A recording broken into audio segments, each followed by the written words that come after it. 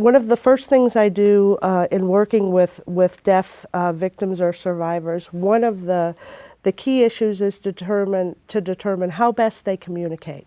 So if you're working with someone who's deaf, what you would want to do is find out from them what is the means by which that the two of you can have the most effective communication. Now, the Americans with Disabilities Act requires that victim service providers, victim advocates provide effective communication. But let's talk in practice. What does that mean?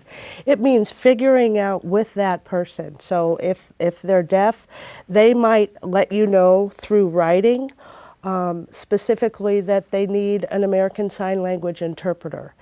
I would write back and say, you know, thank you. Is there anyone in particular that you've worked with that you would like us to call?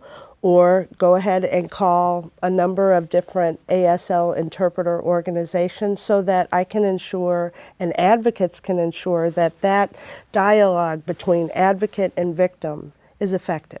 So that would be one thing. For someone who's hard of hearing, I would ask some questions of that person. What is the most effective way for you and I to communicate with each other?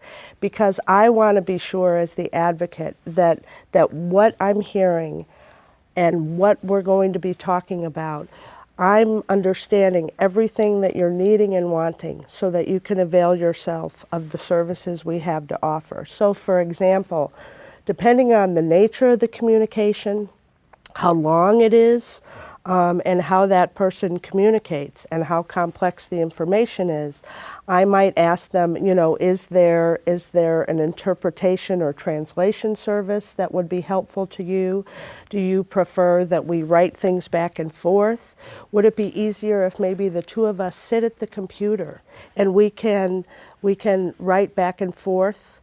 Is that easiest? I will find out from that person what they need in order to make communication most effective. And a similar question as it relates to someone that may have a sight impairment or may be blind, what would you suggest as tips for advocates or service providers?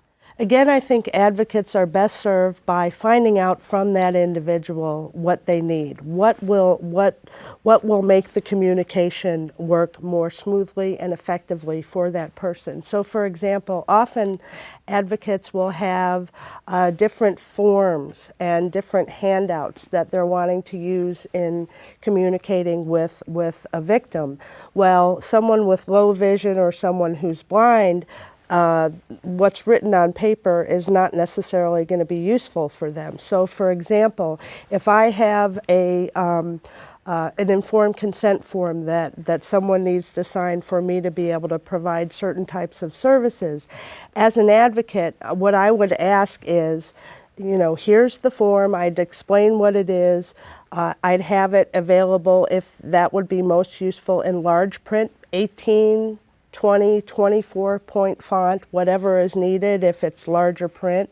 Would they prefer that I load that form onto the computer and we can have the screen reading software on the computer, you know, read through that form at that person's own pace to learn exactly what they're providing informed consent for? Some people who are blind use Braille. So advocates would want to make sure that the materials that they use regularly, informed consent forms, safety planning documents, brochures about their organization and the services they provide to elder victims, you would want to make sure to have on hand some of those oft-used documents in alternative formats, large print, Braille, and sometimes on videotape or on a little USB drive, so that each person coming in, regardless of their particular issue related to vision, they have access to that information.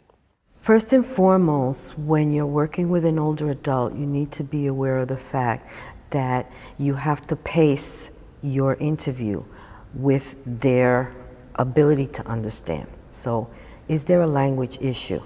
Does the person speak English? Is English the primary language?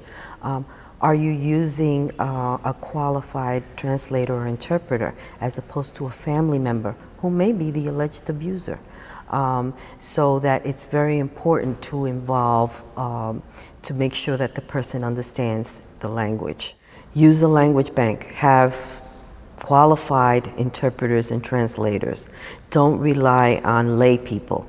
Don't call in the housekeeper that's in the hallway that happens to speak the language and have them come in. Try not to use neighbors.